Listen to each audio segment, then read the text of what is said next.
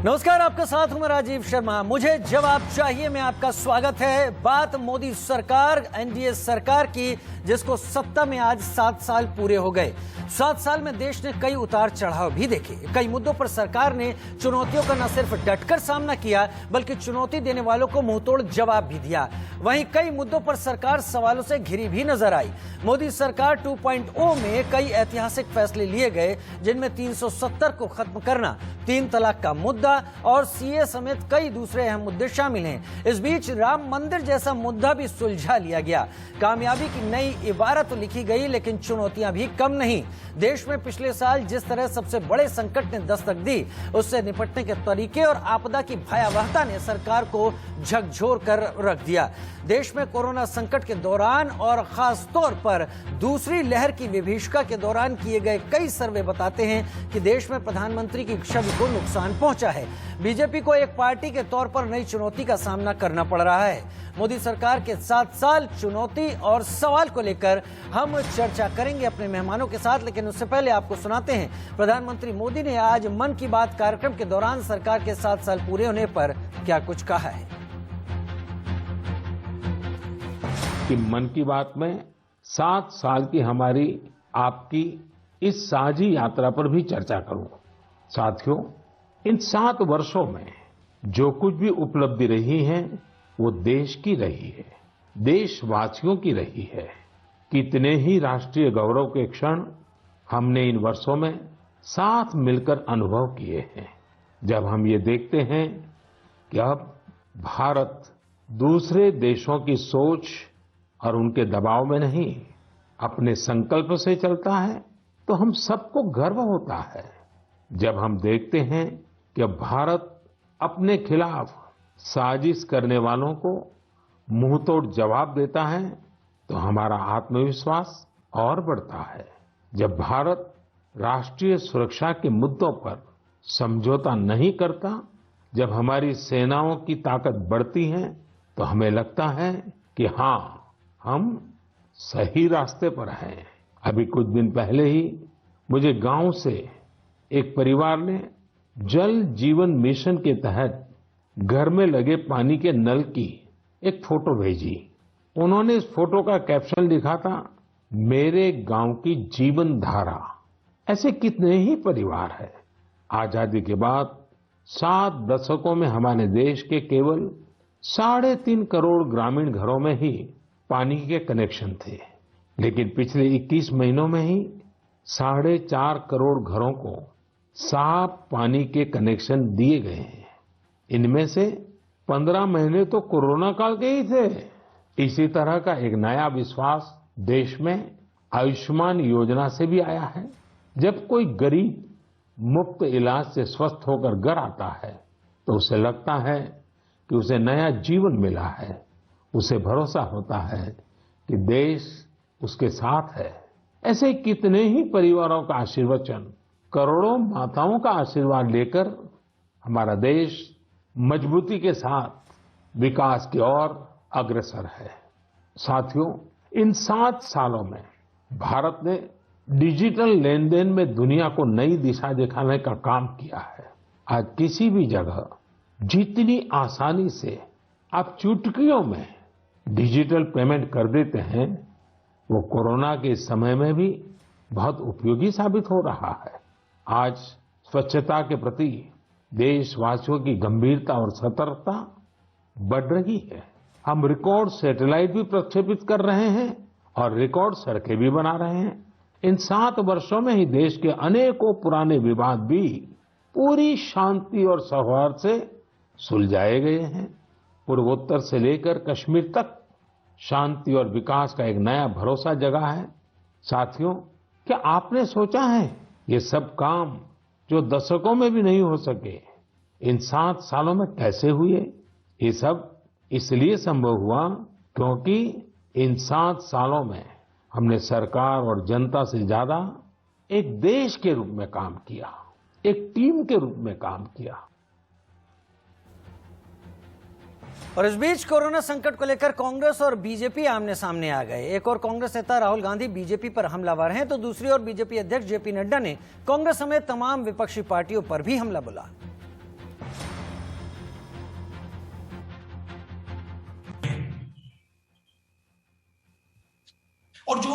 बोला जा रहा है। और मैं क्लियरली बता रहा हूं कि जो हमारी डेथ रेट है वो झूठ है और सरकार इस झूठ को फैला रही है। ये झूठ फैलाने का समय नहीं है। अगर हमें कोरोना से लड़ना है तो हमें सच्चाई समझनी पड़ेगी और सरकार को सच्चाई बतानी चाहिए। राजनीतिक मामला नहीं है,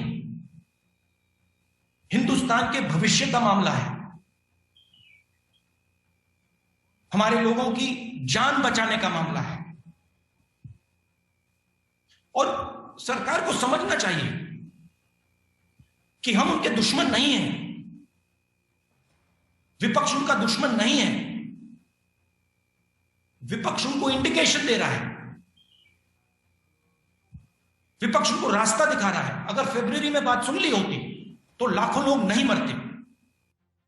आज के दिन कोई राजनीति करूं ये अच्छा नहीं है। हम सेवा कार्य में जुटे हैं, लेकिन कौन लोग हैं जिन्होंने भारत के मोराल को गिराने का काम किया? कौन लोग हैं जिन्होंने कोरोना के बारे में हमेशा गैर जिम्मेदाराना बयान दिए? कभी कहा लॉकडाउन क्यों लगाया, जब उठाया तो लॉकडाउन क्यों उठाया? फिर कहा कि ये दवाई कैसी है, इसकी जरूरत क्या है? वैक्सीन बनाने का जब निर्णय प्रधानमंत्री जी ने लिया और देश के उद्यमियों को प्रेरित किया, रिसर्च साइंटिस्ट को प्रेरित किया, तो उस समय भारत के मोराल को गिराने का काम कुछ लोगों ने किया, कुछ राजनीतिक दलों ने किया। ये हम सबको मालूम है। ये वैक्सीन का ट्रायल हुआ है कि नहीं हुआ है, इसका थर्ड ट्रायल हुआ है कि नहीं हुआ है, इसको लोगों की जान को जोखिम में डालने का काम हो रहा है। आज जो लोग वैक्सीन वैक्सीन वैक्सीन चिल्लाते हैं, यही लोग का अपना ही आत्मविश्वास नहीं था कि भारत मोदी जी के नेतृत्व में कभी एक नहीं दो वैक्सीन बनाएगा और बना करके भारत की जनता को देगा। इस बात को हमको समझना चाहिए। उधर शिवसेना नेता संजय राउत के मुताबिक सरकार को देश के लिए फिलहाल बहुत कुछ करना बाकी है। वहीं कांग्रेस नेता रणदीप सुरजेवाला ने बेरोजगारी, कोरोना और महंगाई के मुद्दे पर सरकार को निशाने पर लिया। मोदी जी की जो सरकार है उनको 7 साल हो गए। 5 साल वाली एक पहली सरकार बनी, बाद में 2 साल की, जो 2 साल पूरे कोरोना में चले गए, रह गए। लेकिन देश के लिए बहुत कुछ करना बाकी है। अभी भी देश जो चल रहा है वो पुराने 60 साल का जो लेखा जोखा हम देखते हैं, पंडित नेहरू से लेकर राजीव गांधी तक या नरसिंह राव तक, उसी पुण्य पर देश चल रहा है। वही है, नया तो कुछ बना नहीं है, लेकिन हम उम्मीद कर सकते हैं अगर सरकार को लोग चुन कर देते हैं बहुमत से, तो उसका मतलब है इस सरकार को लोगों को विश्वास और बहुमत मिला है। लेकिन आज भी देश में महंगाई है, बेरोजगारी है, जिस तरह से कोरोना के बाद अराजकता फैली है वो कायम है। सबको अडानी, अंबानी, टाटा, बिरला नहीं बनना है देश में, बस रोजगार चाहिए ठीक से। तो ये सरकार ने आत्मचिंतन करना चाहिए, क्या 7 साल में देश की जनता को ये सब मिला है? मुझे लगता है उस पर बहुत काम करने की जरूरत है। का आंकड़ा पार कर 11.3% हो गई। पिछले 1 साल में 12 करोड़ 20 लाख लोगों की रोजी रोटी चली गई। अकेले अप्रैल 2021 में 74 लाख लोगों ने रोजगार खो दिया। मेरा देश भुगत रहा है क्योंकि महामारी, महंगाई और मोदी सरकार तीनों ही देशवासियों के दुश्मन बने बैठे।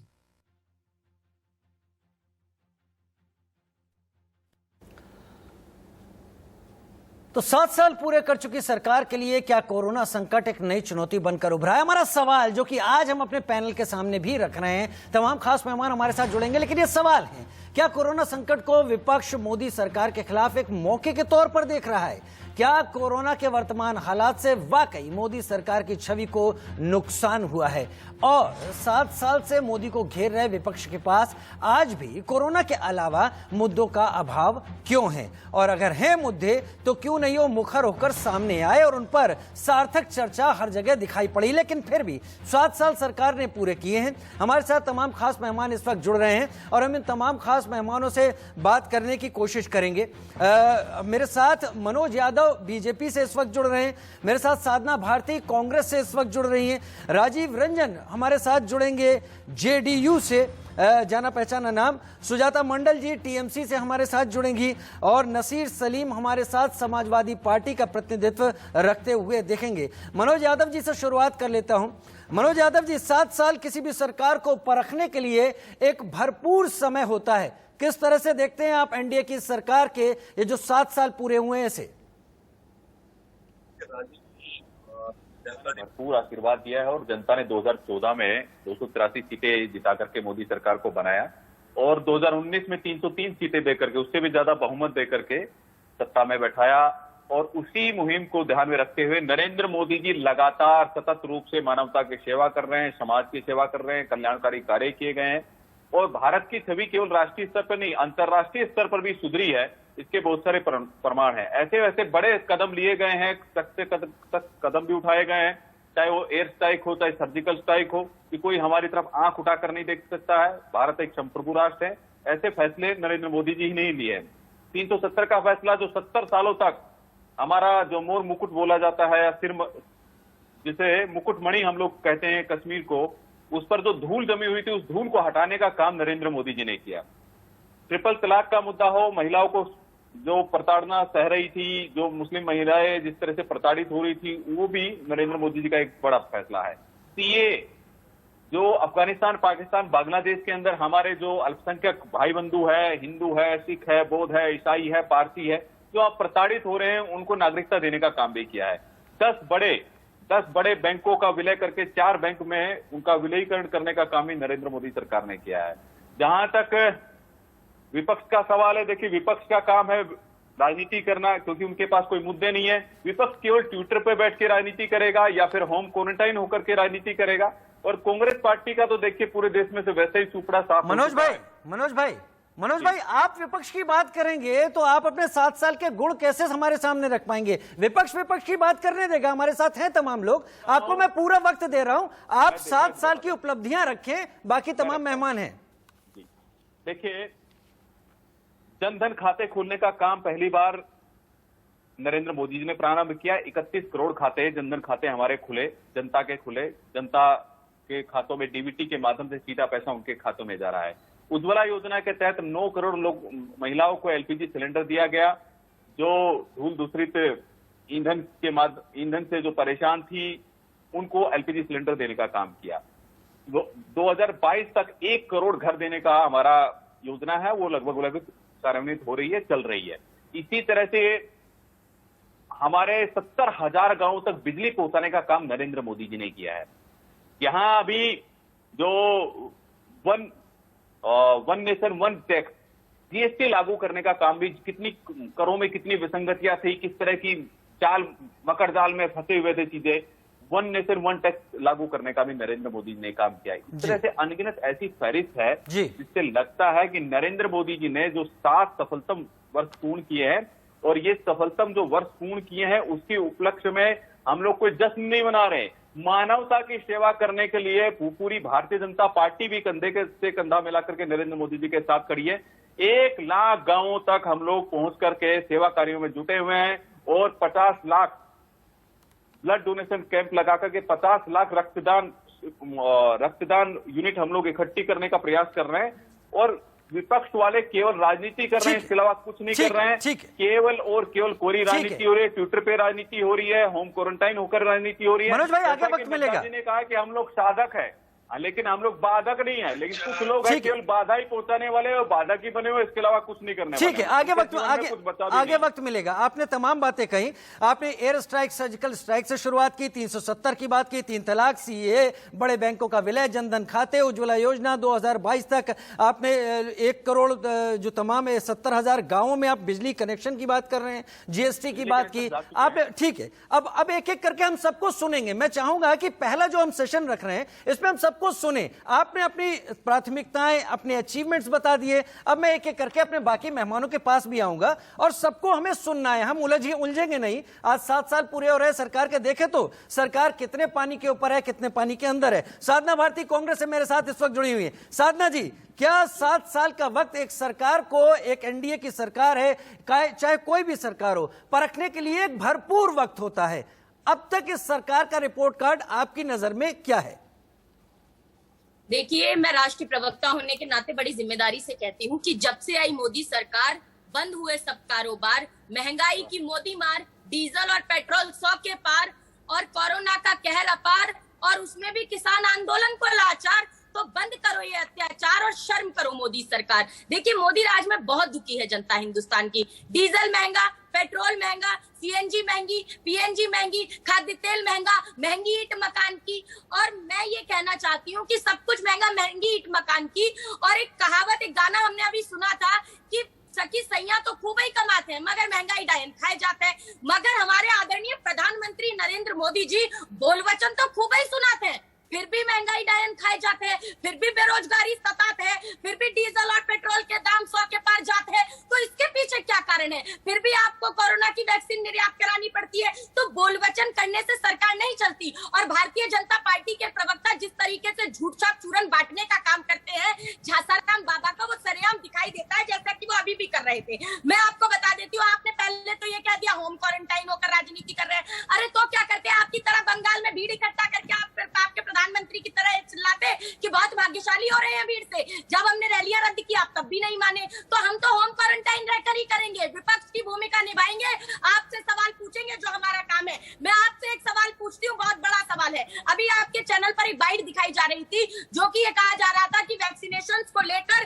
कांग्रेस पार्टी ने कुछ कहने का काम किया या नहीं मानने का काम किया। तो मैं आज मानती हूँ कि देखिए, पोलियो और चेचक जैसी महामारी को हराने में हमारा देश सक्सेसफुल रहा है। हम आगे बढ़कर उस पर काम किया है और वैक्सीनेशन एक कारगर उपाय है कोरोना को हराने का। लेकिन ऐसे लोग जैसे बाबा रामदेव जी, जो उन्होंने कह दिया, बाबा रामदेव ने, कि 10,000 डॉक्टर डबल वैक्सीनेशन के बाद भी मर गए और मैं तो बिना डिग्री का धारी डॉक्टर हूँ। साधना जी, साधना जी, एक मिनट, मुझे इंटरवीन करने दीजिए, मुझे और कोई नहीं बोलेगा। साधना जी, बाबा रामदेव 7 साल मोदी सरकार को रिप्रेजेंट नहीं करते हैं। मेरे शो का बाबा रामदेव मुद्दा नहीं है, बाबा रामदेव इंडिविजुअल है। साधना जी, आपकी पार्टी के तमाम प्रवक्ताओं ने मुद्दों पर और बात की है। अगर विरोध किया है वो आपका हक है। मैंने आपको वक्त इसलिए दिया है कि आप 7 साल का पूरा पंचनामा सामने रख दीजिए। मैं बिल्कुल रखूंगी। मैं आऊंगा आपके पास, अभी सबके पास आऊंगा। एक मिनट, मैं बहुत सम्मान के साथ सवाल रख रही हूँ, लेकिन जो प्रश्न है, जो जायज है, वो पूछूंगी और इंडिया न्यूज के माध्यम से पूछूंगी। आप तो हमेशा सार्थक डिबेट कराते हैं, इसके लिए सराहना करती हूँ। तो मुझे सवाल रखने का मौका दिया जाए।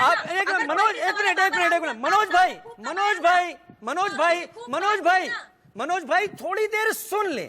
मनोज भाई, सबके पास आऊंगा। राजीव रंजन जी भी इंतजार कर रहे हैं, नसीर सलीम इंतजार। नहीं, मनोज भाई, पूरा वक्त आप नहीं, मनोज भाई, नहीं, पूरा वक्त दे रहा हूं, आपके पास लौट के आऊंगा। सबके पास, सबको पूरा, सब बोल तो लें। अगर बोलेंगे नहीं तो बात नहीं होगी, साफ होगी। साधना जी, अपनी बात कंप्लीट कीजिए। साधना जी कंप्लीट कीजिए। साधना जी कंप्लीट कीजिए, लेकिन रामदेव नहीं।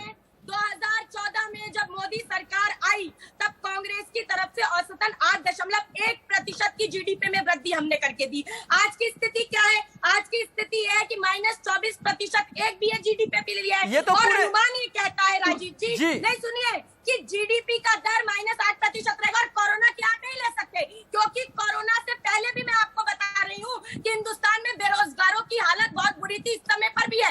केवल कोरोना काल में 74 लाख लोगों ने मात्र अप्रैल के अंदर अपनी रोजी और रोटी को लात मारी है, कहीं ना कहीं खोया है। और ये क्या कर रहे हैं? अगर कोई पूछ ले विदेश में वैक्सीन क्यों भेजती, तो उन 25 मजदूरों को गिरफ्तार। ठीक है साधना जी, लेकिन ठीक है, बाबा ठीक है रामदेव साधना तो जी, नहीं बस ठीक है, मुद्दे आपने सामने रख दिए। मनोज भाई एक एक करके आते हैं। मनोज भाई इस तरह से नहीं, बाकी जो सम्मानित सदस्य बैठे हैं वो अपने को उपेक्षित महसूस करेंगे। मेरे साथ राजीव, आप नोट कर लीजिए, आपको पूरा वक्त दूंगा, आप नोट कर लीजिए, आपको पूरा वक्त दूंगा, जवाब दीजिएगा जो सारे मुद्दे उठाए हैं। खैर, अगर साधना जी आपने 24% जीडीपी में नीचे आने की बात कही है तो पूरे विश्व की हुई है, इस पर आगे भी बहस करेंगे। राजीव रंजन जी, 7 साल हो गए हैं एनडीए की सरकार को, आप कहां आंकते हैं प्रधानमंत्री मोदी के नेतृत्व में हम देश में कहां हैं इस वक्त? जो हालात हैं वर्तमान आप भी देख रहे हैं, लेकिन आकलन आपका क्या है? देखिए, सबसे पहले हमें ये समझना होगा कि ये सामान्य इसे हम नहीं मानेंगे। इस शासक कालखंड के जो पिछले 2 वर्ष है, निसंदेह जिन स्थितियों का सामना पूरे विश्व को करना पड़ा है, कई शक्तिशाली अर्थव्यवस्थाएं तहस तहस हो गई और मानवता को जिस हद तक नुकसान हुआ है, जिस तरह से लोगों की मौतें हुई है, चाहे वो अमेरिका हो, यूरोप हो, चाहे वो दुनिया के किसी भी मुल्क की कहानी हो, लोगों ने अपनी जिंदगियां खोई और तबाही का मंजर सबने देखा। फर्क क्या है? एक तरफ दुनिया की सबसे बड़ी ताकतवर अर्थव्यवस्था अमेरिका, और वहां चुनाव होते हैं और ट्रंप अपने सिंहासन को बचा नहीं पाते। 2019 में लोकसभा के चुनाव होते हैं और कोरोना का कहर झेल चुके देश ने पहले से ज्यादा बहुमत के साथ प्रधानमंत्री जी को एक और जनादेश दिया। तो मुझे लगता है जनता कई बार स्थितियों का आकलन करती है। राजनेता, अलग अलग दलों के प्रवक्ता कुछ भी कहते हैं, लेकिन उनको ऐसा लगा कि जो सीमित विकल्प थे, जो असाधारण परिस्थितियां थी, उसमें प्रधानमंत्री जी के नेतृत्व में देश ने अच्छा काम किया, पहली बात। अब दूसरी तरफ मैं कांग्रेस के अनेक प्रवक्ताओं को अलग अलग पैनल्स में मैं सुनता हूँ, देश में इन 70 वर्षों में इतना कुछ हुआ, पर इनके 6 सरकारें खुद की थी, 4 गठबंधन की सरकारें थी। उपलब्धियों का जब वो जिस तरह से शोर शराबा जिस समय दिखता है और 7 वर्ष को लेकर के इनकी जो दूसरी राय होती है, तो मैं एक बात जरूर कहना चाहूंगा, उपनिवेशवाद से जो आजादी मिली उस आसपास के हिंदुस्तान की आजादी के आसपास, उस समय इजराइल और People's Republic of China, Malaysia, South Korea, ये सब देश भी आजाद हुए और दुनिया में आपकी प्रगति के रफ्तार से बेहतर तालिका में इनका स्थान है। एक राजनेता ने अकेले चीन की तस्वीर बदल दी, डेंग सियाओपिंग ने। तो मुझे ऐसा लगता है आपने अच्छा काम जरूर किया है, लेकिन आप सर्वश्रेष्ठ नहीं है। आप और बेहतर कर सकते थे, लेकिन कहीं ना कहीं परिवारवाद और जो एकाधिकारवादी प्रवृत्तियां थी, उसकी वजह से देश में कोऑपरेटिव फेडरलिज्म कमजोर हुआ। राज्यों में विकसित राज्य और अविकसित राज्यों की खाई बढ़ी, संसाधनों का असमान वितरण हुआ। कई राज्य अत्यंत विकसित हुए, कई राज्यों को जिस तरह से पिछड़ेपन का शिकार होना पड़ा, जिसमें पूर्वी भारत के ज्यादातर राज्य थे, जिसमें बिहार है, बंगाल है, जिस तरह से उड़ीसा है, इन राज्यों और अगर आप कहें तो झारखंड है, इन राज्यों को काफी नुकसान का सामना करना पड़ा। तो मुझे लगता है बहुत कुछ बदला है। प्रधानमंत्री जी ने मन की बात में जो एक वातावरण बना है, जो उम्मीदों का वातावरण कायम हुआ है, उसकी चर्चा उन्होंने की। आजादी के 70 वर्षों में सड़क, बिजली, पानी, ऐसे बुनियादी सवाल, जिन सवालों को आप नहीं हल कर पाए थे, वहां से हम आगे बढ़े। चुनौती है, बेरोजगारी एक बड़ा सवाल है। निश्चित तौर पर इसके लिए एक रोडमैप की जरूरत है, लेकिन क्या ये केवल केंद्र सरकार की जिम्मेवारी है? अगर आप कोऑपरेटिव फेडरलिज्म की बात करते हैं, तो जहां कांग्रेस की सरकारें हैं, जहां क्षेत्रीय दलों की सरकारें हैं, उन समान सरकारों की जवाबदेही है कि अपने राज्य में उद्यम लगाए, वहां लोगों के रोजगार सृजन की योजनाएं बनाए, लोगों को रोजगार दे। और ये जो भी स्टैटिस्टिक्स आते हैं वो देश के आते हैं, तो मुझे लगता है ये पूरी तरह से पूरे देश को टीम इंडिया के जी, यश और अपयश दोनों को बांटने की आदत डालनी। जी, यश और अपयश दोनों को बांटने की आदत डालनी चाहिए। और शायद इसीलिए हम सवाल रख पा रहे हैं कि अगर प्रधानमंत्री नरेंद्र मोदी यश के हकदार हैं तो वो अपयश को भी शायद अपने ऊपर उन्हें लेने के लिए तैयार होना होगा, और तभी तमाम विपक्षी दल उन आरोपों को सामने रखते भी हैं। बहुत बहुत बहुत खास बातें आपने रखी, लेकिन आपने इशारा इस बात का दिया कि देश ने काम किया है, चीजें बदली हैं, चुनौतियां हैं और बदलने की जरूरत है। सुजाता मंडल टीएमसी से मेरे साथ इस वक्त जुड़ी हुई हैं। सुजाता मंडल, आप पश्चिम बंगाल से हैं, टीएमसी से हैं, और पिछले कुछ दिनों में टीएमसी और केंद्र सरकार के बीच में कुछ समीकरण ठीक नहीं है। लेकिन छोड़िए इन समीकरणों को, देश के समीकरण फिलहाल 7 साल केंद्र सरकार पूरी कर रही है, कहां आंकती हैं आप? क्या रिपोर्ट है आपकी तरफ से? देखिए, केंद्र सरकार तो अभी हम लोगों को बंगाल वाले से ऐसा सैल्यूट कर रहा है जैसे हम लोग उसका एक अंग राज्य नहीं है, हम लोग अलग देश है, ऐसा शत्रुता कर रहा है। और इतना बड़ा हार के वजह से, 21 की विधानसभा चुनाव के हार की वजह से केंद्रीय मतलब सरकार एक के बाद एक जो नाइंसाफी कर रहा है, इसका जवाब तो उसका विधानसभा चुनाव में मिल गया, अगला लोकसभा चुनाव में भी मिल जाएगा। अभी आप सुजाता जी देखिए, बोलने का अगर मौका नहीं, एक मिनट सुजाता जी को बोलने दें। सुजाता जी देखिए, एक चीज मेरी ध्यान रखिएगा, चुनाव हो चुके हैं, रात वो बात गई, अब चुनाव की तलखियों को दिल में मत रखिए। केंद्र सरकार का आकलन करने को आपको बोल रहा हूं, और पूरा खुले मन से वो आकलन कीजिए। उसमें आप व्यक्तिगत अपनी कोई परेशानी है, पार्टीगत कोई बात है, तो वो उससे बचे तो ज्यादा ठीक होगा। बोलना चाहती हूँ कि बंगाल क्या केंद्र सरकार का बाहर का के स्टेट है क्या? वो तो केंद्र सरकार के अधीन में पड़ता है। अभी देखिए, केंद्र सरकार 7 साल पूरा कर रहा है, लेकिन 7 भी सुराहा नहीं किया देश के जनता। मैं चाहता हूँ इस वक्त मैं अपने एक मिनट, आपकी आवाज और कुछ ऑडियो में कुछ दिक्कत आ रही है, जो हमारी बातचीत है रिवर्ब के तौर पर वापस आ रही है। मैं आपके पास आऊंगा। नसीर सलीम साहब सपा समाजवादी पार्टी से मेरे साथ जुड़े हुए हैं। नसीर सलीम साहब, क्या आकलन है आपका केंद्र सरकार के 7 साल को लेकर, खासतौर पर एनडीए सरकार के 7 साल को लेकर?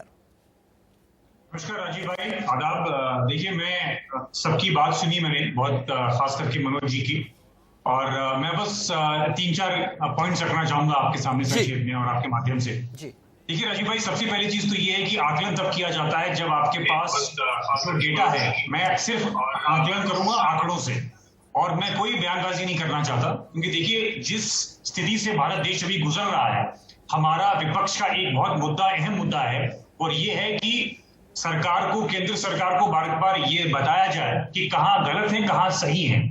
रही बात आकलन की, मैं आपको बता दूं, देखिए अर्थव्यवस्था से मैं स्टार्ट करूंगा राजीव भाई, और अर्थव्यवस्था में इनका खुद एनएसओ का एक डेटा है जो ये कहता है कि 2019-20 जो फाइनेंशियल ईयर जिसको हम लोग कहते हैं, उसमें इनकी जीडीपी, जो देश की सरकार की जीडीपी थी और देश की जीडीपी थी, वो थी केवल 4% पे आके रुक गई थी। और मैं ये इसलिए कह रहा हूँ 19-20 के वर्ष का, क्योंकि वो कोरोना से पहले का वक्त था, पहला पॉइंट। असर शुरू हो गया था, जनवरी के आखिरी से असर शुरू हो गया था।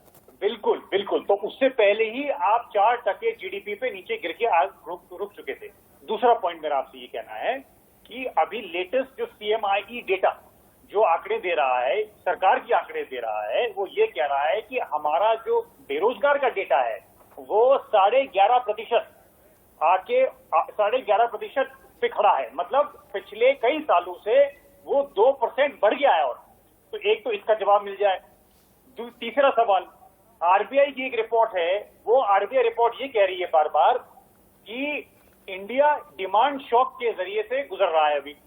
तो डिमांड शॉक जरिए एक कोरोना सूत्र नहीं हो सकता, तो उसका भी कई महीनों से और पिछले 15-18 महीनों से उसका नंबर जो है बार बार आरबीआई कोट कर ले जा रहा है। तो उस पर क्या जवाब है इनका? तीसरा मेरा पॉइंट, देखिए ऐसा है कि पिछले 14 महीने में 90% ऐसे फैमिलीज हैं राजीव भाई जिनकी आमदनी बिलो पॉवर्टी लाइन, मतलब वो 23 करोड़ की उनकी आमदनी, 23 करोड़ ऐसी जनता है भारत देश में हमारे, और ये डेटा पब्लिश डेटा है, जिसकी आमदनी बिलो पॉवर्टी लाइन से नीचे गिर चुकी है। तो इसका भी क्या जवाब देगा सरकार, केंद्र सरकार क्या जवाब देगी? और मेरा एक और लास्ट पॉइंट है जी, देखिए ये तो अर्थव्यवस्था पर था, अब आ जाइए वैक्सीन पे। भाई वैक्सीन पे आप इतना मुझे बता दें कि जनवरी से मार्च तक आपने वैक्सीन की क्या प्रोक्योरमेंट स्ट्रेटेजी थी? आपकी सरकार ने, नरेंद्र मोदी जी ने, केंद्र सरकार ने जनवरी 2021 की नसीर भाई लौट के आते हैं हेडलाइंस के साथ, और सारे जवाब हम अपने पैनल से लेंगे। हमारा पैनल अभी तक बहुत बेहतर तालमेल के साथ एक दूसरे की बात सुन रहा था, लेकिन अब मैं मौका दूंगा सबको, लेकिन शुरुआत मनोज यादव जी से करूंगा क्योंकि तमाम सवाल उठाए गए हैं। वो सारे सवाल रखते हैं, हेडलाइंस के बाद लौट कर आते हैं। चलिए, हम लगातार बात कर रहे थे अपने पैनल के साथ, लगातार चर्चा कर रहे थे कि वो कौन से ऐसे पॉइंट्स हैं, वो कौन से ऐसे बिंदु हैं जिन्हें 7 साल में सर्वश्रेष्ठ कहा जाए, और वो कौन सी ऐसी चीजें हैं जिन्हें 7 साल में माना जाए कि जहां पर बिलो एवरेज काम हुआ है। एक बड़ा खास मेरे साथ पैनल जुड़ा हुआ है और सबने अपनी बात बड़े विस्तार के साथ रखी। लेकिन अब शुरुआत कर रहा हूं मनोज यादव जी, बीजेपी प्रवक्ता के तौर पर। मनोज जी, आपने सुना होगा, टीएमसी को भी सुना होगा, हालांकि सुजाता जी की इस वक्त वॉइस थोड़ी सी खराब थी, लेकिन वो लगातार इस बात का जोर दे रही थी कि ऐसा प्रकट किया जा रहा है इन 7 साल पूरे होने के बाद, जो सार था उनका, कि पश्चिम बंगाल को देश का अंग ही नहीं मान रही है केंद्र सरकार। खैर, मैं तो इस देश में अब तक आई सभी सरकारों के साथ, सभी सरकारों को लेकर यह जरूर कह सकता हूं कि सभी सरकारों ने इस देश को सर्वश्रेष्ठ, सर्वोपरि माना है। तो उम्मीद कम है कि कोई सरकार देश के किसी हिस्से के साथ ऐसा कर रही होगी, लेकिन आरोप लगा है तो सभी की बातों पर मनोज यादव जी जवाब दीजिए। मुझे थोड़ा समय दीजिएगा राजीव जी। मैं दूंगा आपको, और बीच में इंटरप्ट ना करे कोई, कृपया करके मैं बता देता हूं। 2-3 देखिए, बारी बारी से मैं देता हूं। पहले कांग्रेस का मैं जवाब देता हूं। देखिए, बेरोजगार कौन हुआ है? बेरोजगार इन 7 सालों में कौन हुआ है? देखिए, थर्ड वेव की दो लोग बात कर रहे हैं ना, थर्ड वेव आने वाला है, थर्ड वेव आने वाला है। देखिए, 2024 में थर्ड वेव आएगा, कांग्रेस पार्टी का सुपड़ा साफ हो जाएगा। बेरोजगार हुए राहुल गांधी, और कांग्रेस पार्टी का सुपड़ा साफ हुआ और कांग्रेस पार्टी धरातल पर चली गई।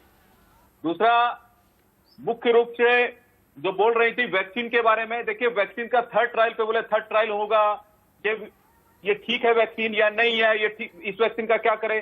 छत्तीसगढ़ ने, राजस्थान ने, महाराष्ट्र ने ये वैक्सीन लेने से मना कर दिया था। हमारे वैज्ञानिकों का एक सबसे बड़ा अपमान किया, इसके प्रति भ्रम फैलाया गया सुरजेवाला जी के द्वारा, शशि थरूर के द्वारा, राहुल गांधी के द्वारा। अरे तो रामदेव जी तो आपके जिन डॉक्टरों पर आपने फूल बरसाए, ये ठीक नहीं है। चुप रहिए, शांत हो जाइए, आप चुप रहिए, शांत रहिए।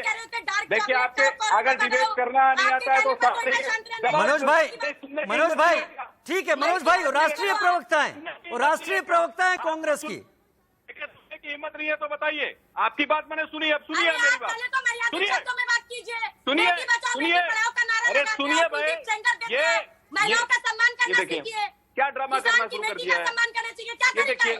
ये कौन सा बेटी है? किस तरह की बेटी है? ये महिला इमोशनल कार्ड खेल रही है, महिला इमोशनल कार्ड खेल रही है।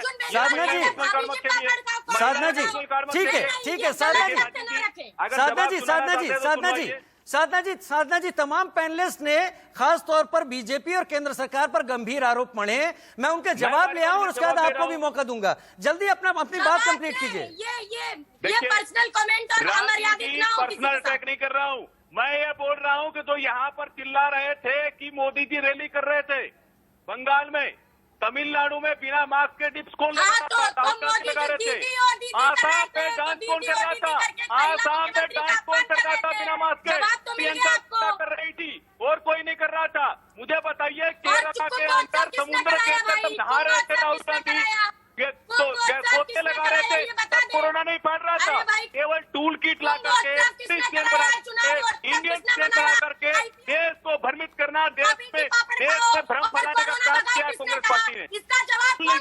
सुन लीजिए, जी मैं कुछ कहना चाहूंगा। जी क्या ड्रामा है? ठीक है, क्या ड्रामा है राजीव जी? ठीक है, साधना जी हाथ जोड़ के निवेदन है, साधना जी हाथ जोड़ के निवेदन है, बहुत कड़े आरोप है। मनोज जी नहीं, मनोज जी जवाब दीजिए। साधना जी आप भी राष्ट्रीय प्रवक्ता हैं, मुद्दों को मुद्दों की तरह देखें, उनका जवाब दें। मनोज यादव जी जवाब दीजिए, मेरे और पैनलिस्ट भी हैं, आप टू द पॉइंट जवाब देने देंगे तभी ना। जी बोले, तू मैं कराना तो बोलिए, नहीं बोलने दूंगा। नहीं बोलिए मनोज जी, बोलिए। जो यहाँ पर बैठ करके बड़ी बड़ी बातें कर रहे हैं, इनसे पूछिएगा बाद में। एक एम्स बनाया इन्होंने 70 सालों में, मोदी जी के नेतृत्व में 22 एम्स बने। जिसमें से 6 एम्स बने थे अटल जी के समय में, और ये ड्रामा कर रहे थे। अभी सुनिए, दूसरे पैनलिस्ट का जवाब देना है मुझे।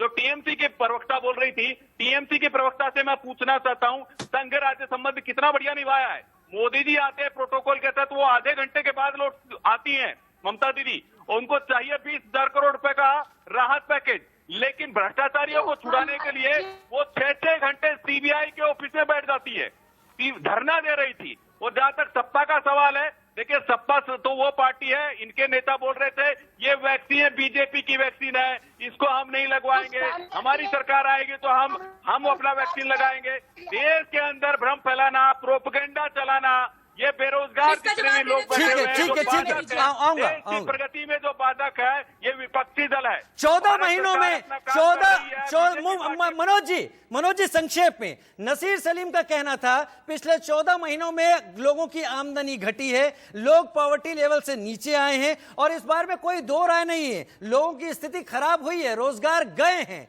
कोरोना काल सबके लिए आया है और उसे भारत सरकार ने पैदा किया हो, ऐसा आरोप मैं नहीं लगा रहा, लेकिन इसमें भी निपटने के लिए क्या कॉन्क्रीट उपाय हैं सरकार के? देखिए राजीव जी, ऐसा है, पूरा देश इस विपदा से लड़ रहा है, सबकी अर्थव्यवस्था धराशायी हो चुकी है, क्या अमेरिका, क्या यूके, क्या चीन, सबकी अर्थव्यवस्था धराशायी हो गई है। आत्मनिर्भर पैकेज लेकर के भारत सरकार आई, 20 लाख करोड़ का पैकेज लेकर के आई है, भारत सरकार सारे प्रयास कर रही है। लेकिन मेरा सवाल यह है कि महंगाई डायन हाई मारी जाए कब इजाद हुआ था? कांग्रेस पार्टी के समय में, जहां उस समय 2G के घोटाले होते थे, 3G के घोटाले होते थे, पॉलिसी था। अरे आपको पता ही नहीं है, आपको पता नहीं है, महंगाई डायन हाई मारी जाए कब आया था? कब आया था?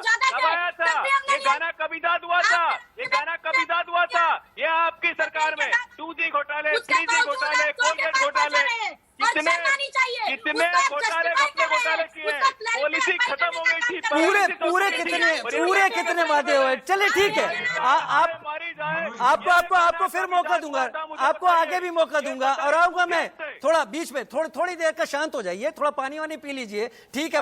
मुद्दों पर नहीं, अगर इस तरह से बात हो रही तो मैं पूछूंगा, आऊंगा, वो जवाब देंगी, आप चिंता मत कीजिए, वो जवाब देंगी, आप चिंता मत कीजिए।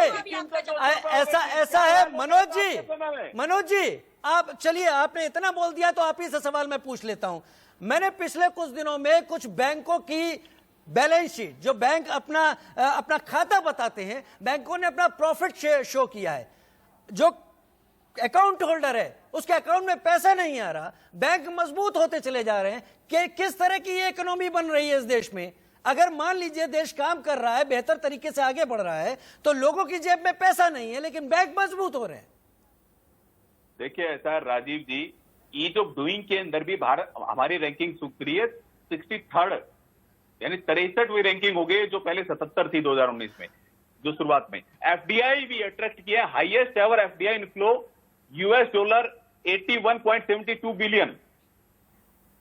उसके बाद में एफडीआई इनफ्लो ग्रू 90%, फाइनेंशियल ईयर 2020-21 एफडीआई भी हमारे यहाँ इंक्रीज कर रहा है, लोगों की आय भी बढ़ रही है। लेकिन मेरा विषय यह है कि इस समय जब कोरोना महामारी आई हुई है, सारे देशों की अर्थव्यवस्थाएं इस तरह से चरमरा गई है, उस समय भी अगर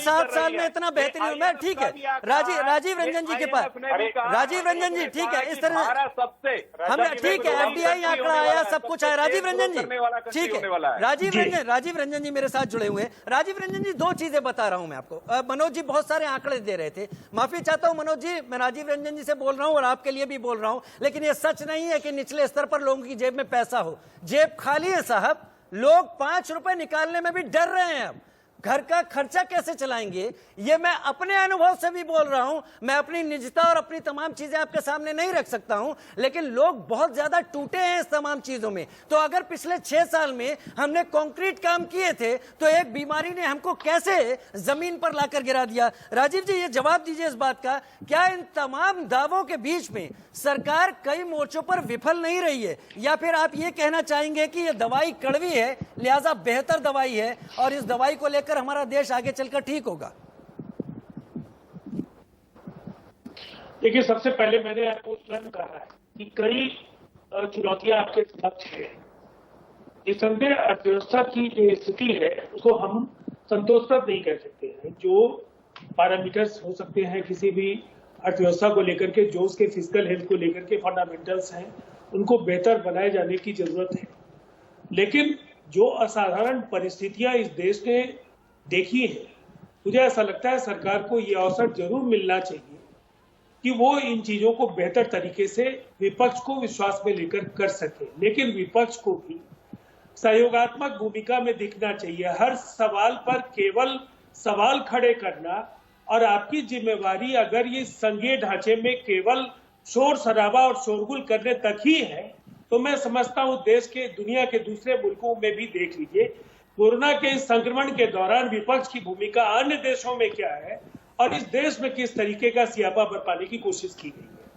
मेरा बस इतना कहना है कि कोरोना, अगर हेल्थ सब्जेक्ट को लेकर के अगर हम बात करेंगे तो क्या राज्यों की जिम्मेवारी कुछ बनती है या नहीं बनती है। लॉकडाउन जब बाद के दिनों में आपको रणनीति तय करने के लिए कहा गया तो स्टेट में पुलिसिंग आपका सब्जेक्ट है।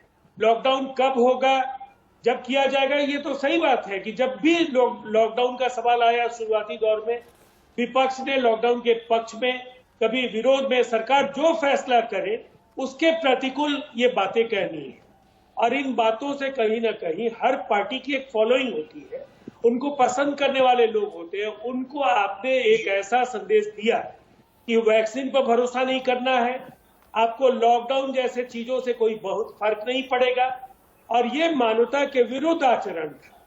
इसीलिए आज जो परिस्थितियां हैं, सेंटर में जो भी सरकार होगी, निश्चित तौर पर अर्थव्यवस्था को लेकर के चिंता उसको करनी होगी, लेकिन विपक्ष को भी जवाबदेह भूमिका का निर्वहन करना, विपक्ष को जवाबदेह भूमिका लेनी होगी। साधना भारती मेरे साथ जुड़ी हुई है। साधना भारती, मैं आपको एक एग्जाम्पल से शुरुआत करता हूं। आपको याद होगा जब पूर्व प्रधानमंत्री राजीव गांधी देश में कंप्यूटरीकरण की उन्होंने शुरुआत की थी, समाजवादी पार्टी के प्रवक्ता नसीर सलीम यहां पर बैठे हुए हैं, याद करेंगे तो माननीय मुलायम सिंह यादव हुआ करते तो उन्होंने बहुत विरोध किया था कि लोगों की जॉब चली जाएगी, लेकिन तब सरकार एकदम कड़े फैसले के साथ आगे बढ़ी थी। और आज देखिए कंप्यूटरीकरण से देश कितना बदला है। मनमोहन सिंह जी पूर्व प्रधानमंत्री थे, जब नरसिम्हा राव जी की सरकार थी, फाइनेंस मिनिस्टर थे, उन्होंने देश को उदारीकरण के रूप में सामने रखा, तमाम विरोध हुआ, लेकिन सरकार आगे बढ़ी, देश आज आगे है इन फैसलों से। आज जब सरकार तमाम कोशिशें करती है तो वो हर चीज विपक्ष की तरफ से विरोध के स्वरूप में ही क्यों आती है? क्या इन पुराने उदाहरणों से सबक लेकर विपक्ष इस काल में भी, इन सालों में भी सरकार की बेहतर चीजों को बेहतर मानकर आगे बढ़कर साथ चलने के लिए खड़ा नहीं हो सकता? देखिए, ऐसा नहीं है कि हमने सरकार का साथ नहीं दिया। इन्होंने लॉकडाउन किया तो हमने उसका पालन किया, लॉकडाउन का विरोध भी आपने किया, लेकिन इन्होंने ताली ताली बजवाई। ताली ताली बजाने से कोरोना थोड़ी ना जाएगा। लॉकडाउन का ड्रामा किसने शुरू किया था? राहुल गांधी ने किया था। लॉकडाउन ने ये मन की बात करने वाले, और मैं आदरणीय राजीव रंजन जी को एक जवाब देना चाहती हूँ। उन्होंने कहा कि अन्य देशों में विपक्ष की भूमिका देखिए, तो अन्य देशों में सरकार की भूमिका देखिए। मनोज जी, जो तकलीफ आपको हो रही थी, मनोज जी, जो तकलीफ आपको हो रही थी वही तकलीफ अब उनको है। ये आपस में एक दूसरे की आवाज बंद ना करें, ठीक है? की तरह जो रंग बदल रहे थे, बोल रहे थे लॉकडाउन क्यों लगाया, लॉकडाउन क्यों लगाया, फिर चलिए क्रिकेट की तरह रंग बदलते हैं, जो लाशों पर राजनीति करते आए, तो 1984 में भी लाशों पर राजनीति किए, अभी भी लाशों पर राजनीति करना चाह रहे हैं। इन राजनीतिज्ञों से पूछना चाहता हूँ, ट्विटर पर ही राजनीति करेंगे क्या? ट्विटर पर ही राजनीति करोगे क्या? मैं जब 12 करोड़ वैक्सीन, अरे देश का नाम बदनाम करने का काम कौन कर रहा है? देश का बदनाम, देश की छवि बिगाड़ने का काम कौन कर रहा है? कांग्रेस पार्टी कर रही है, राहुल गांधी कर रहे हैं। साधना भारती, ठीक है, एक मिनट। मनोज जी, आवाज दबा के कुछ नहीं होगा। मनोज जी, आवाज दबा के कुछ नहीं होगा। आप भी प्रवक्ता हैं, वो भी प्रवक्ता हैं, ठीक है। उनको मैंने उनसे ठीक है, आईना दिखाना इसलिए जरूरी है कि जब मोदी सरकार काम करने में लगी हुई है, बीजेपी मानवता की सेवा में लगी हुई है, उस समय ट्विटर पर बैठ करके राजनीति करते हैं, होम क्वारंटाइन होकर के राजनीति करते हैं और केवल ड्रामा करते हैं।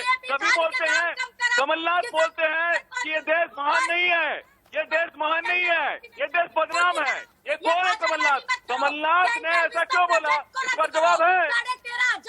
ठीक है साधना जी, ठीक है मनोज जी, अब सुन लीजिए। मनोज जी बहुत हो गया। मनोज जी आदरणीय मनोज जी, अरे मनोज जी ठीक है, मेरे दर्शक कंफ्यूज हो जाएंगे। मुझे साधना जी को चांस देना होगा। मेरे साथ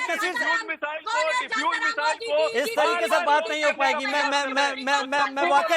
वाकई दुख के साथ कह रहा हूं कि हम लोग चौराहे पर नहीं हैं। आप सभी सम्मानित हैं, आपके जरिए मैं भी सीख रहा हूं और मैं भी जान रहा हूं चीजों को। मनोज जी ठीक है, नेताओं के ऊपर नहीं तो मैं उसी समय टोकूंगा। आप कर सकते हैं मुद्दे पे। साधना भारती हाँ महिला कार्ड खेल रही थी। साधना जी अब मैं फिर से एक सवाल आपके सामने रख रहा हूं, आपको ही वक्त देता हूं। साधना जी, वो इतिहास जब विपक्ष कांग्रेस की सरकार के साथ एक साथ चल गया, विरोध के बावजूद भी माना आज देश बदल गया। आज बहुत सारे मुद्दे होंगे। ऐसा नहीं है कि लोकतांत्रिक रूप से चुनी हुई सरकार अगर सत्ता में है तो यह जनता को निचोड़ने, मारने, खत्म करने के लिए आई है। नहीं, देश को आगे बढ़ा रही है ना, देश का भला कर रही है। सब कुछ तो खराब नहीं होगा, जो अच्छा है उसमें साथ चलिए ना। ठीक है, मैं जवाब दे देती हूँ। देखिए, मैं बहुत जिम्मेदारी से, सबसे पहले आदरणीय राजीव रंजन जी ने एक बात कही कि अन्य देशों में सरकार की, विपक्ष की भूमिका देख लीजिए, तो अन्य देशों में आप सरकार की भूमिका भी देखिए। यूके ने जहां 2020 मई में 12 करोड़ वैक्सीन का ऑर्डर किया, यूएस ने 30 करोड़ का ऑर्डर किया, वहां भारत की सरकार जनवरी में 1 करोड़ 60 लाख का मात्र ऑर्डर करती है और 6 करोड़ 45 लाख वैक्सीनेशन विदेश भेज दिया। क्या हम साथ कैसे थे आदरणीय राजीव जी? मनोज जी बात नहीं हो पाए। मनोज जी ठीक है, मनोज जी मौका दूंगा। राजीव रंजन जी क्या सोच रहे होंगे? अरे इतने वरिष्ठ लोग जुड़े हैं, नसीर सलीम इंतजार कर रहे हैं। मनोज जी थोड़ी देर के लिए मैं विनम्र निवेदन करूंगा, अभी साधना भारती की आवाज सुनाएं। अभी केवल साधना भारती जी ऑन एयर है। साधना भारती जी, आप अपना पॉइंट रखिए। मेरे साथ नसीर सलीम और सुजाता मंडल भी जुड़े हैं, उन पे भी जाना है, बताइए। बिल्कुल जी, बिल्कुल, मैं जल्दी से अपना पॉइंट रखती हूँ। सबसे पहले हम कैसे साथ दे दे आदरणीय राजीव जी, जब प्रधानमंत्री के लोकसभा क्षेत्र में जो पद्म विभूषण छन्नूलाल मिश्रा प्रधानमंत्री के प्रस्तावक रहे, उनकी बेटी का निधन कोरोना से होता है। 24-25 दिन हो गए आज लगातार वो पीएम और योगी आदित्यनाथ के चक्कर काट रहे हैं। उनकी बेटी की मृत्यु हुई, उनको सीसीटीवी फुटेज नहीं मिल रहा। अंतिम बार शक्ल देखने के लिए 25,000 रुपए एटीएम से कैश निकाल कर देने पड़ते हैं, तब बेटी का चेहरा देखने को मिलता है। अभी भी रो रहे हैं, बिलख रहे हैं, तड़प। क्यों प्रधानमंत्री जी को आंसू नहीं दिखते? कैसे हम किस तरह से साथ दे दे और कैसे सवाल न पूछे, जब गंगा मैया के किनारे तथाकथित हिंदू धर्म के ठेकेदार बनने वालों ने हिंदू धर्म के सबसे अंतिम विदाई का अपमान करते हुए दफनाया जा रहा है। आज कहाँ गए विश्व हिंदू परिषद और बजरंग दल और आरएसएस के कच्चाधारी? क्यों नहीं राशन किट और वैक्सीनेशन किट और तरह तरह की दवाइयों की किट भेजते, और क्यों नहीं लकड़ियों का मुफ्त इंतजाम करवाकर उन्हें सम्मानजनक अंतिम संस्कार दिया जाता? और सबसे बड़ा प्रश्न पूछना चाहती हूँ, क्यों हम सवाल ना उठाएं जब जिन कोरोना वॉरियर्स को अभी प्रधानमंत्री जी जिनको प्रेस करने का काम ठीक है, मतलब आपका ये कहना ठीक हो गया। आपके मुद्दे आ गए। सबसे बड़ा होता है पार्टी, उसके बाद होती है। इन्होंने सब साथ दिया, 370 पर साथ नहीं दिया, पाकिस्तान का साथ देते रहे, चीन का साथ देते रहे, 35 पर साथ नहीं दिया, 30 पर साथ नहीं दिया,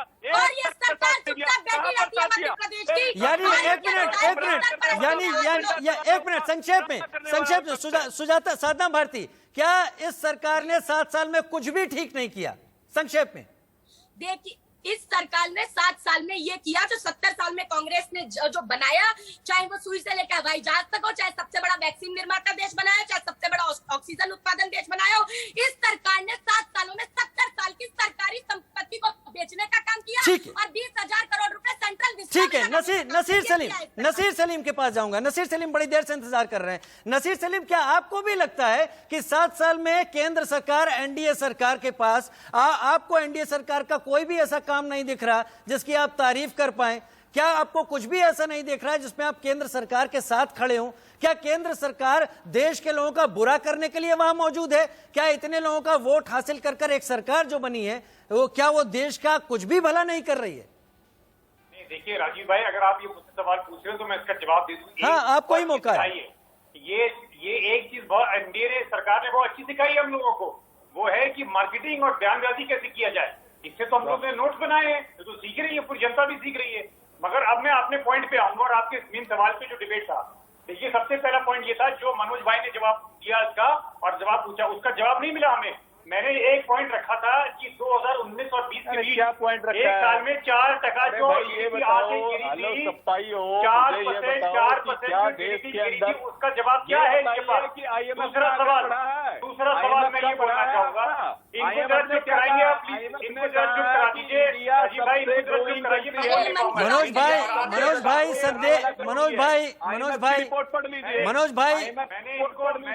मनोज भाई निंदा सुनना भी अच्छी बात है, सुन लीजिए मनोज भाई, थोड़ी तमीज दिखाइए, नेशनल मीडिया के सामने तमीज तो दिखा दीजिए भाजपा वाले से कम से कम। इतना तो मैं कितनी बढ़िया तमीज दिखाते हो। अरे मैं सिखा दूंगा, आप करने वाले मैं सिखा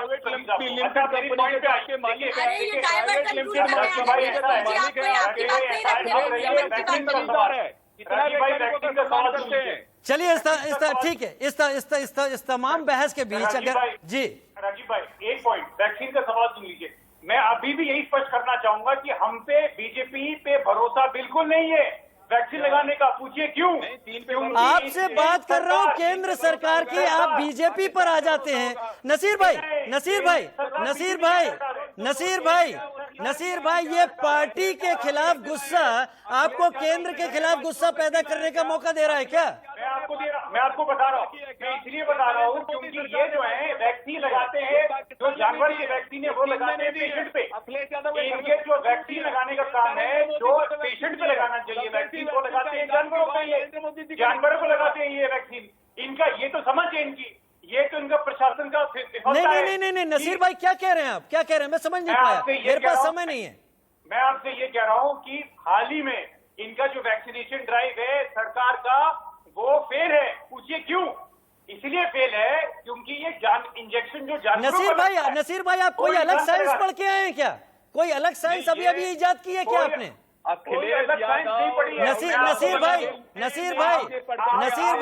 ऐसा है नसीर भाई बहुत अच्छी तरीके से आपको बताऊं, बहुत अच्छी तरीके से आपको बता दूं कि साइंस के जो स्टेप्स हैं उनको लेकर जनता के सामने कुतर्क मत रखिए अभी कोई। जी ठीक है, राजीव रंजन जी के पास नहीं मेरे पास समय कम है। आपने इस तर्क से मुझे आगे बढ़ने को मजबूर कर दिया। राजीव रंजन जी है, वरिष्ठ है यहाँ पर। राजीव रंजन जी क्लोजिंग कमेंट। देखिए मैं साधना जी से मैं केवल एक बात कहना चाहूंगा। उन्होंने कहा कि दुनिया के बाकियों का व्यवहार ऐसा नहीं था जो हिंदुस्तान की सरकार का था। मैं इनको कहूंगा आप चाहे डेमोक्रेट्स या रिपब्लिकन, आप आर्काइव में चले जाइए, यूएस की 2 बड़ी पार्टियां, आप इंग्लैंड में चले जाइए, चाहे वो कंजर्वेटिव पार्टी हो, लेबर पार्टी हो, लिबरल पार्टी, 3 ये बड़ी पार्टियां हैं। आप कहेंगे वैक्सीन के डोजेस को लेकर के आपने वैक्सीन हेजिटेंसी पैदा करने में कोई कसर नहीं छोड़ी, उत्पादकों के मन में आशंकाएं पैदा की और लगातार आपके बयानों की वजह से अभी नसीर सलीम की पार्टी के नेता ने क्या कहा, ये बीजेपी की वैक्सीन है, मैं नहीं लगाऊंगा। अभी वैक्सीन की प्रामाणिकता पर इन्होंने जिस तरह के बयान दिए हैं, मुझे लगता है जो समाजवादी पार्टी को फॉलो करने वाले लोग होंगे उनको वैक्सीन नहीं लेने के लिए ये प्रेरित कर रहा है। ये मानवता के विरुद्ध आचरण है और कहीं ना कहीं जो मार्च तक जो वैक्सीनेशन की गति थी वो अगर बेहतर हुई होती तो इतने बेगुनाह लोगों को, बेकसूर लोगों को अपनी जिंदगियां गंवानी नहीं पड़ी। वाले जो भ्रमित करने का काम कर रहे थे कांग्रेसी। ठीक है, मैं क्लोजिंग कमेंट ले रहा था राजीव रंजन जी का। मेरे साथ